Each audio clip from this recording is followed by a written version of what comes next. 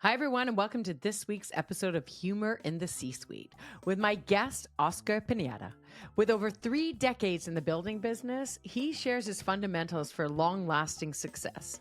He teaches leaders the fundamental principles to break the vicious circle between dysfunction, between leadership and employees. He is a CEO, he is a founder, entrepreneur, global foundational leadership keynote speaker, author, and VC investor.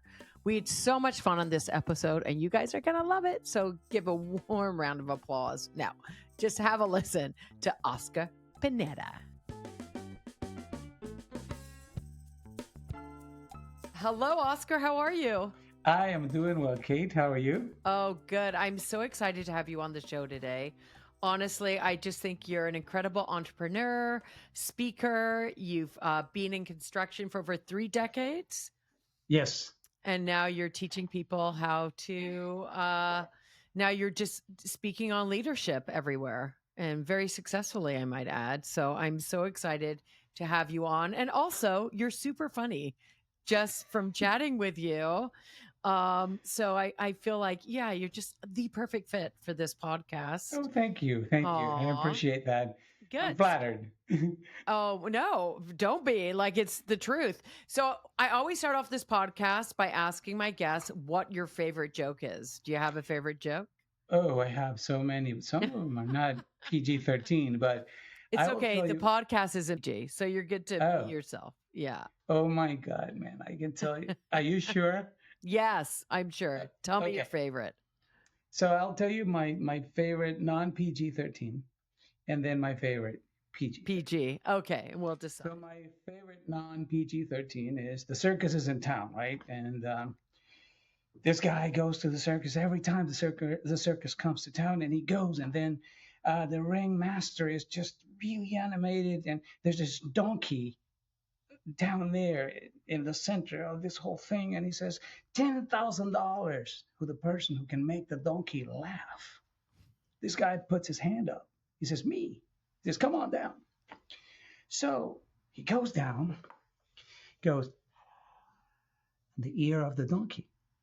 And the donkey starts just ripping apart, laughing. I mean, tears are coming down the donkey's face. He's just laughing. He says, "Okay, here's the $10,000. He goes back to the stands. Well, the next day he goes again to the circus. This time the ringmaster says, $10,000 to the person who can make the donkey cry. The same guy goes, "Me." He comes down. They put a blanket, a towel, to cover the guy and the donkey from here down, but he leans into the donkey's ear, and the donkey starts just bawling. I mean, crying. Inconsolable. He's like, "Here's $10,000. He says, do you mind? Can I talk to you for a minute?" He says, "Before you go back up, I want to ask you, how'd you do that?" He says, "Well, last night when you asked if I could make him laugh, I just whispered into his ear, 'My penis is bigger than yours.'" So the donkey laughed, right? And he says, "But how did you make him cry?" He says, "I showed it to him." So that's my favorite non-PG-13. To me, that joke was, have you ever been told a joke that you're driving down the road 3 days later Yes. and you think about it and you start cracking up? Oh, yeah. I thought it was really funny. Oh, my gosh. Okay, so what's the PG one? The PG-13 is the preacher is in the heat of his sermon and the Lord and this and that. It came down from heaven. And then he makes a pause. And then he hears somebody snoring. Then he sees this brother passed out. And he says to the brother next to him, "Brother, can you do me a favor? Can you wake the brother up?" And the man looks up at the preacher and says, "Nope. You put him to sleep. You wake him up." Accountability. Always Accountability. It's your problem. Don't. You put him to sleep, man. Oh my So gosh. I those are love my that. favorite jokes. I love it. I love it. Thank you so much for sharing them. So honestly, when I first asked you to be on this podcast, you were driving in your car. You were going to, I think you were on your way to Phoenix for something. Yes, yes, yes, yes. But so, and you were telling me how many companies you've started and being the leader of, for a good part of your life, and how you do find that humor really connects everyone within those situations and really amplifies a great work culture. So I'm wondering, if you can just describe how you incorporate humor into your business leadership. You know, I have never met a person who has gotten sick from laughing ever. I have never gotten met a person who hasn't uh, opened up once they smile, once they laugh. So I believe that we are, no matter how competent, how good we are at what we do, that doesn't mean that we're going to walk around as if our spinal cord was fused at every vertebrae. I could say it in a different way, like we have a rut up, where, Hmm. um, because I believe that we can do our job. We can be competent. We can be um, the experts at what we do, but that doesn't make us unapproachable, unrelatable. I believe that humor is extremely important. I was just across the hallway talking with one of the supervisors of my company, and we were just joking a little bit, just keeping it lighthearted. So we from the very beginning, I've always stressed the fact that this is our place of work. We It takes you maybe an hour and a half to 2 hours to get to work. Then you spend 8 hours at least with your coworkers. And then another hour and a half to 2 hours to get back home. So that accounts for about 12 hours that you're awake. Now, out of those 12 hours that you are awake, those 12 hours, 8 of those 12 hours, you are with your coworkers, your Yeah. mates.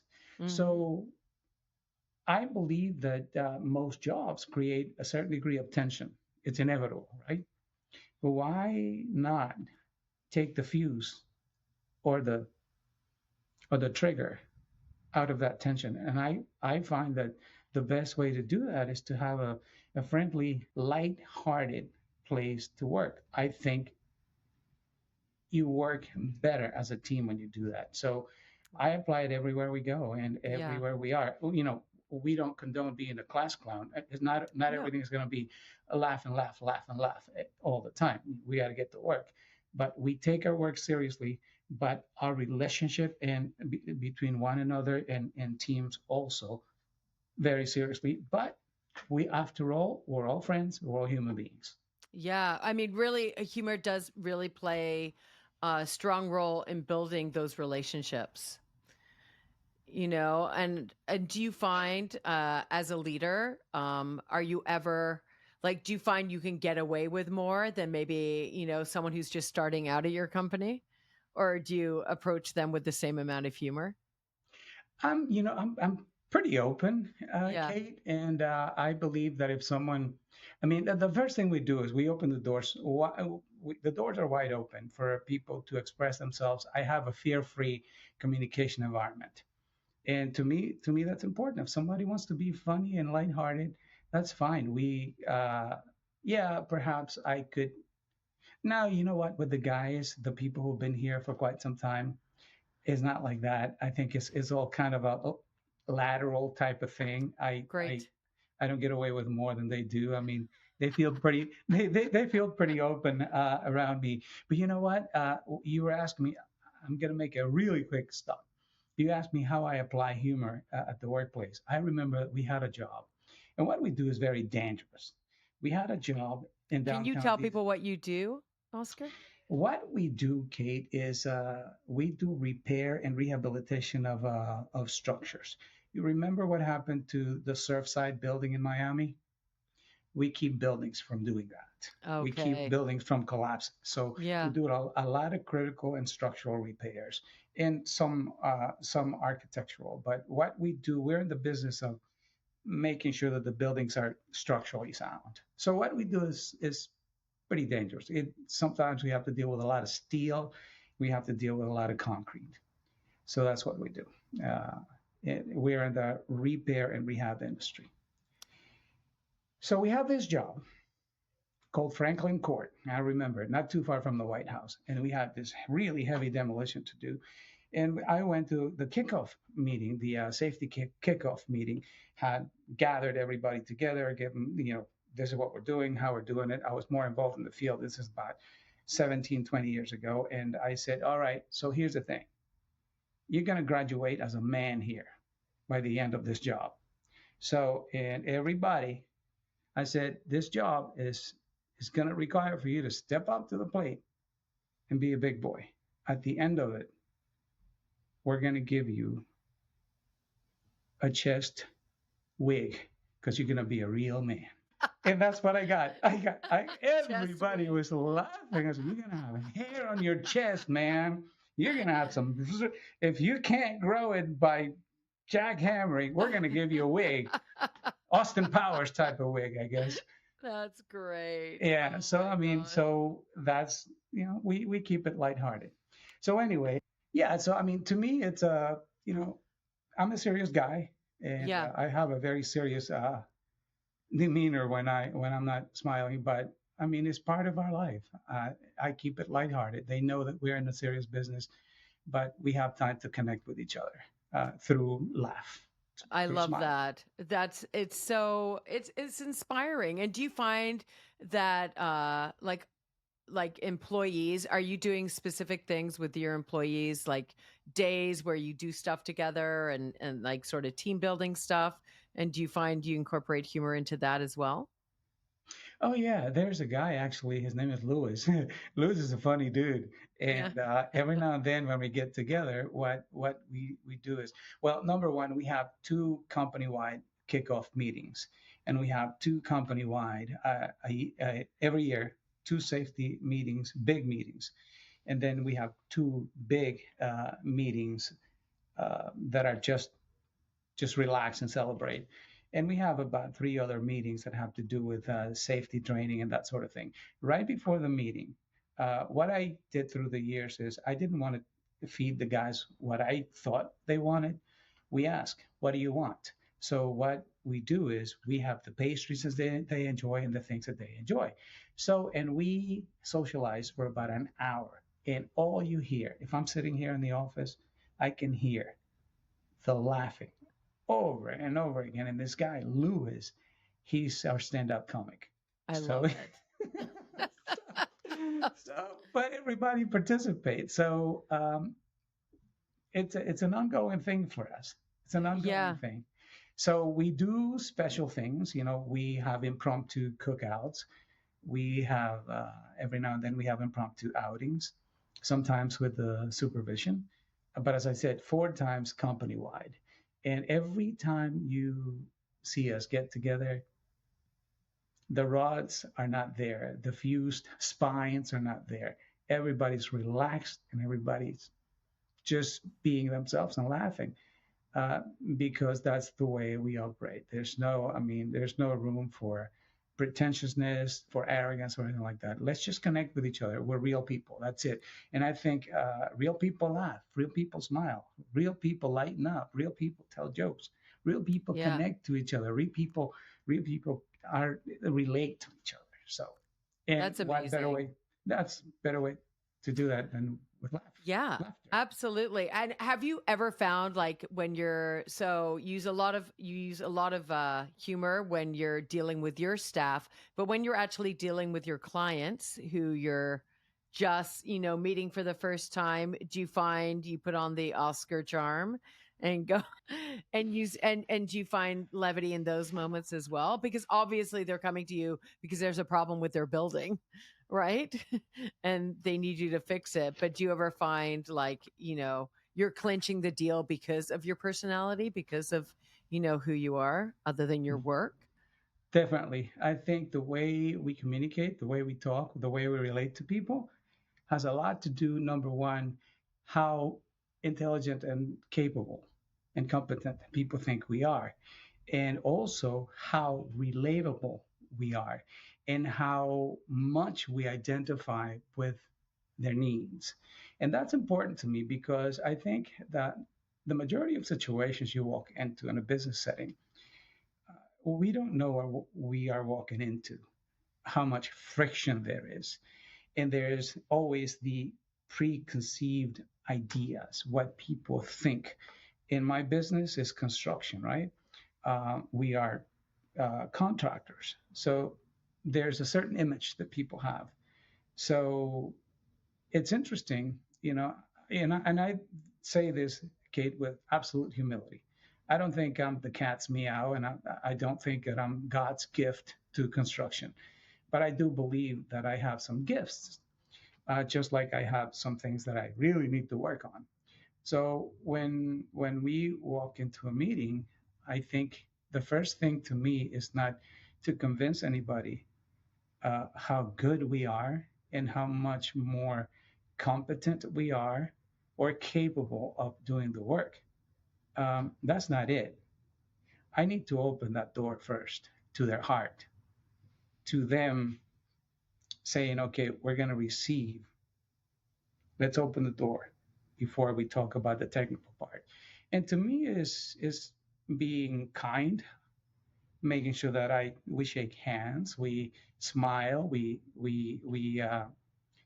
greet people in a good and respectful way. And I can't I can't tell you that I have a formula because I don't. Because I'm me. This what you see right now is me. This is me. I have one speed and one speed only. I do not downshift from here or upshift. This is it. This is what you get. So I don't have a formula, but But I say I improvise. yeah, but I, I love what you just said, that you're going to open your heart first. You're going to receive them. You're going to, that's it starts with a smile, and that's yes, connection and so many more levels, and it just really shows confidence. The fact that you're not trying to sell, you're not that you take a step back and go, we need to open the door first is, a lot of people are like, I got to make the sale. And you're like, no, take it. Here we go. This I is who don't we sell are. anything, Kate. There was a guy from New York. They owned a lot of big, high value buildings in DC, and I saw them joking before we sat down and before we introduced ourselves. And when it was time to introduce myself, I said, "Hello, my name is Igor Dostoevsky." And he looked at me. He says, "Are you Russian?" And I said, "No." And I started laughing. And then everybody at the table, I've introduced myself, Bond, James Bond. Yeah. It's like, kind of joking, but Yeah. you kind of gauge it because Yeah. you know how it is. Yeah. Some of us have the gift of being able to read people, and Yeah. sometimes we make mistakes. But as I said, I don't have a formula. I go with the flow. I improvise. Can you think of any mistakes where you might have overstepped your humor boundary or, you Um, know, where someone took it the wrong way? Maybe you had to backstep or. yeah, there was a guy who was a retired two-star general who I tell you what, I don't think this man could sit without really clenching his butt cheeks hard. Uh, I mean, he was so uptight, but I had no idea. And I said something that it was harmless, Yeah. very innocent because you kind of test the waters. I would never Yeah. make any sexual jokes or anything like that in front of my clients because that, to me, that's out of bounds. And it takes you to a whole different area where respect is kind of questionable. But I made a very innocent joke, and everybody roared at the table laughing. He did not, and he kept talking. And then he said a couple of things to me. He basically reasserted himself, and basically, it's like pounding on the desk. This is my time. This is my show, and your jokes are not welcome.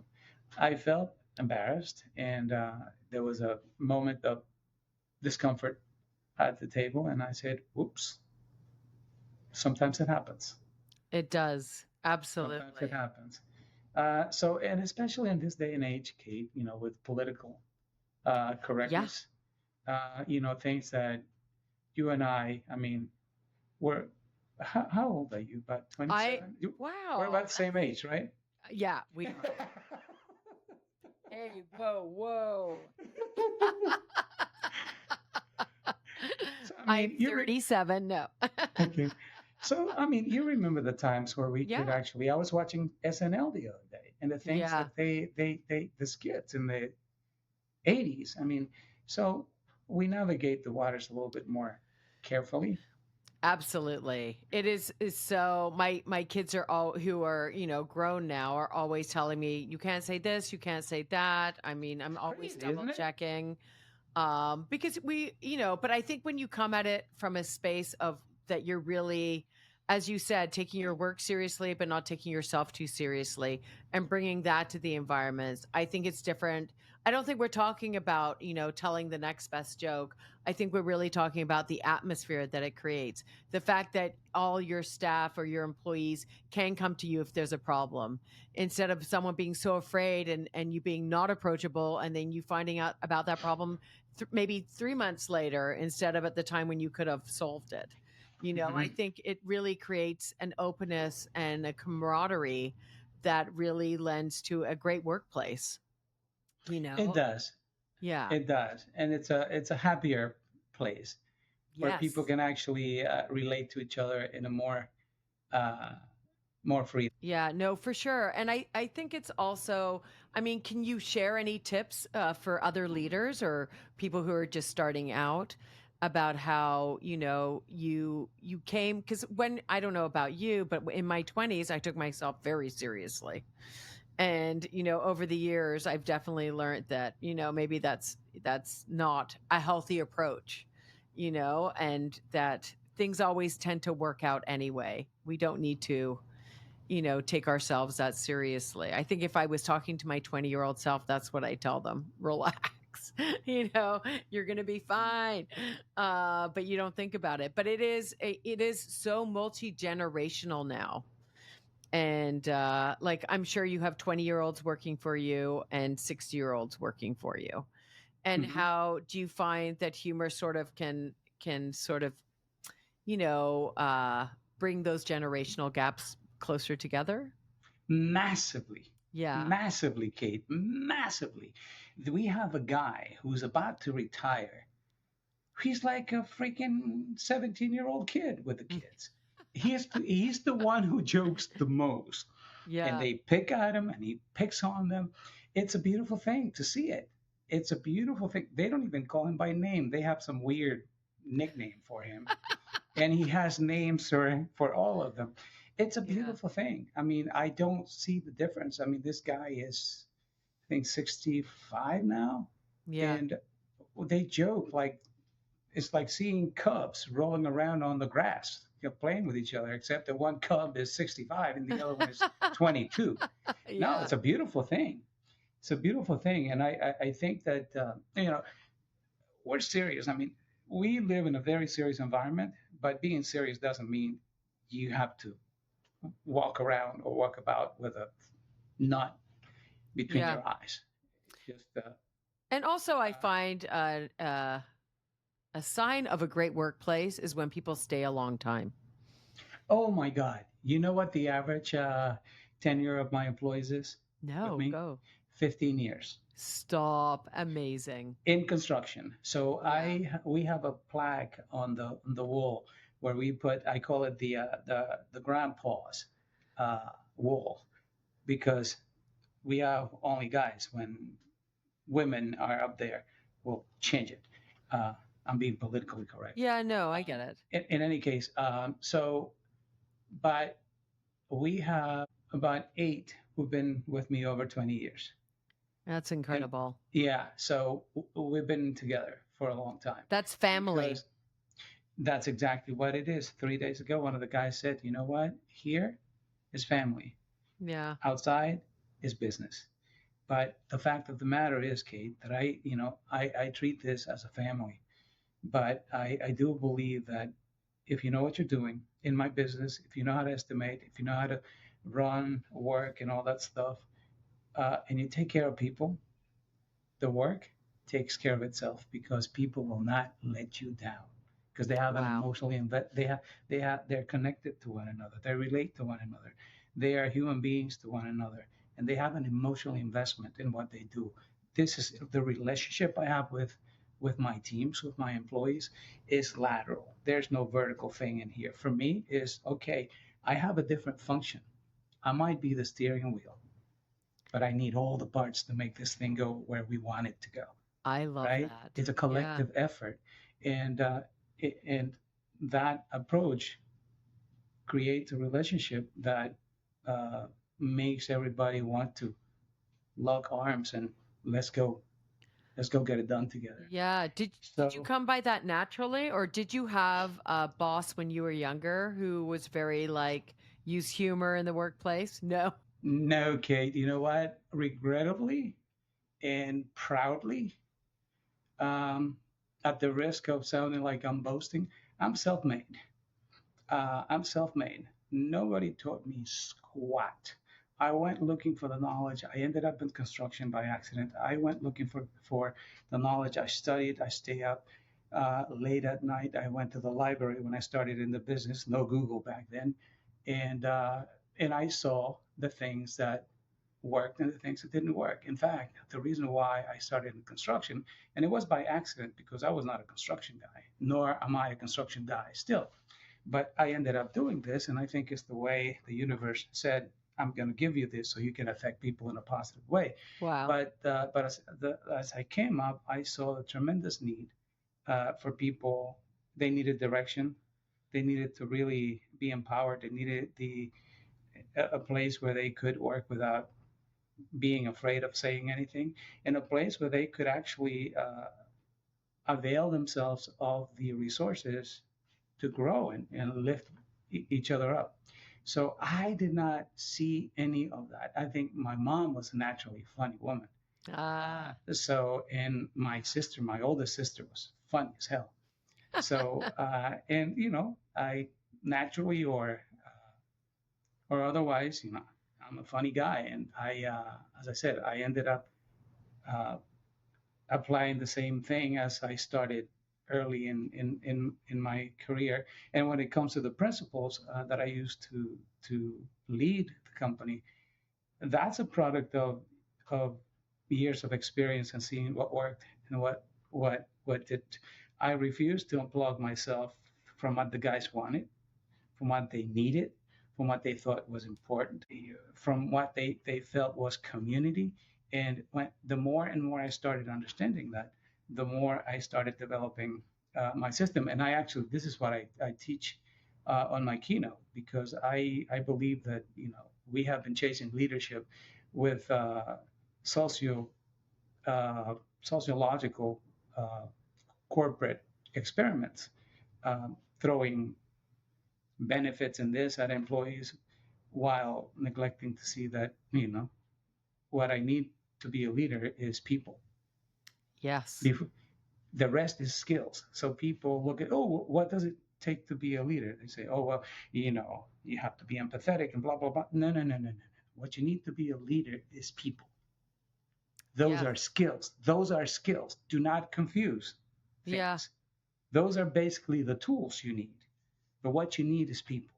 And if what you need is people, if what you need to have a tree is the root, why would you shine the leaf I love that. and Oh my put God, Oscar, come and on. feed? Boom. Yeah. Why would you shine the leaves, right? And keep them Yeah. pretty when you're not watering the roots. Yeah. So It's for all me, foundation. I mean, you know that's that from building. That's that's why it. buildings That's it. collapse. Everything It's starts all with a about strong foundation. foundation. But It's humor all really about does make us kinder to one another. absolutely more Yeah. relatable. It humanizes you. Um, Let me see. I had something that I wanted to ask you. Oh, yes. Oh. So I'm going to tell you something. This is how important laughter is. And this blew me away. So one day, it's about, I think, 7:30 in the evening. I'm walking down Connecticut Avenue in DC. I'm going to the Improv Yes. to watch John Pinette. You remember John? Of Okay. course. That is prime. So I park my car and I'm walking. I come to this light, waiting for the light to change before I get on the crosswalk. Someone walks right up. I look over. It's John. Huh. John Pineda is standing right next to me. It's like I look at him and I said, hey John, how are you? He says, I'm good, thank you. I said, where are you staying? And the hotel was right behind us. He says, right there. I said, all right, where's your posse? Where are your bodyguards? You know, I'm start joking with him. Yeah. So light changes. We walk across the street, and I said, so how is business? And this is what blew me away. He said, great. Now, it's 2008. You remember what happened in 2008, right? Oh, yeah. 2008 was rough. Yeah. And a lot of companies were having a lot of problems. He said, great. I said, John, but the economy is not in great shape. He said, what's your name? I said, Oscar. So we shake hands. He says, you know what, Oscar? People need to laugh. He said, and when things are difficult, we comics do even better. He said, because people need to take their minds off their pain and their challenges. He said, so when things are rough out there, we do pretty well. We do pretty well. Absolutely. And so that blew my mind. So anyway, as I told you at the beginning, I have never seen anybody get sick or be miserable. Yeah. From laughing. Absolutely. And 2008 was a good year for me. I'm not going to lie. Yeah. And that's what John said. Yeah. No, it's so true. Also, you know, as a comic for many years, I got paid in beer tickets. So, you know, you don't really worry about the stock market going to crap when you don't have anything in the stock market. Okay, we're fine. So you asked me a few minutes ago, what would I say to other leaders? Yeah. I have 4 words. I love it. Lighten the hell up. Yes. That's it. Lighten up. Yes. Lighten up. You're not proving anything to anybody. You know what? You can flex your muscles, but that doesn't mean you're a tough guy. You might be just a scared little boy inside. You know, lighten up. Lighten up. Connect. People are people. They need to be treated the way we want to be treated. I know it sounds cliche-ish, but we need to lighten up. No, and honestly, I mean, that's my whole thing. So often we don't want to lighten up because we really are afraid we'll lose our sense of importance. But lightening up allows us to take risks, to think differently, to communicate differently. You know, it makes us more receptive, as you just said. And we're all great leaders are, you know, born really. So, you know, the lion doesn't stop being a lion when he's not roaring. Yes. Or when he's taking a nap. You still know he's a lion, right? I just want you to write a book of quotes. Yeah, I mean, listen, if you are that fragile, yes, that lightening up a little bit and telling a little joke is going to undermine your authority or your position as a leader, then I would seriously question what kind. Yeah, absolutely. You know what? This is it's just been so amazing. Do you find like you have a lot of personal benefits that you feel by having used humor in your workplace? Oh yeah. I've made some very nice friends. I mean, I made friends with people. I mean, it just came from a meeting in downtown DC with somebody that I've known for over 20 some odd years. Wow. And I mean, I think the beginning of our friendship was that levity, that lightheartedness that we had. And she saw also how serious we were about our work. But we could smile, we could share a laugh, you know, and I believe that if we can laugh together, chances are we can work together. I love that. That's perfect. That is so perfect. I've just had the best time. So I have to ask you one more thing. And I always end the show like this. What is one of the funniest things that's ever happened to you? Oh my gosh. God, I'm 21 years old, man. Yes. I think I'm Mr. Cool, right? Oh, yeah. So it snowed and it rained and the temperatures dropped below freezing.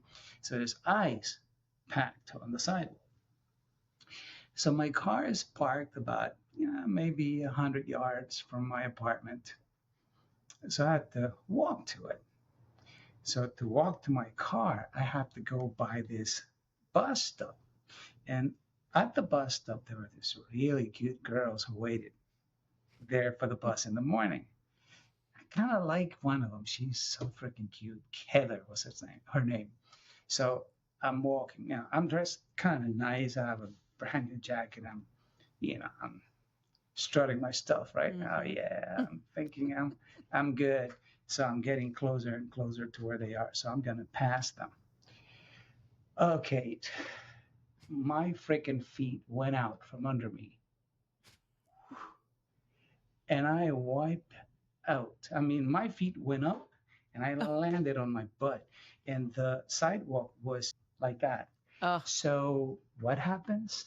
I'm on my butt, sliding down, and I passed them on my ass, clawing like a cat, trying to stop myself. Oh, and one of them was just laughing so hard, and the other was just trying not to. Oh, man. I finally love stopped.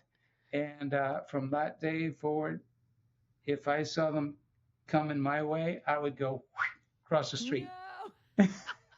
I did not want to see those girls anymore because it was embarrassing. But it was funny. I laughed about it later, but I mean, Yeah, well, that's it. Still a story you can tell. I wonder if they still tell the story too. no, they probably do. It was too Wiped funny. out. Yeah. I just wanted to go. Well, the fact that you didn't just wipe out, that you just kept going is the best part of the and story. I couldn't stop myself because it was ice packed on them. Oh my gosh. I cannot tell you how grateful I am that you've taken the time to hang out with me today. I know how busy you are and how much you got going on. And I'm so grateful to have met you, and just the fact all your stories were incredible. And I really hope it helps some people who are trying to be great leaders and know that they can lighten up, and it's okay too. It makes you an even better leader. Kate, at the end of the day, as I said, we're human beings.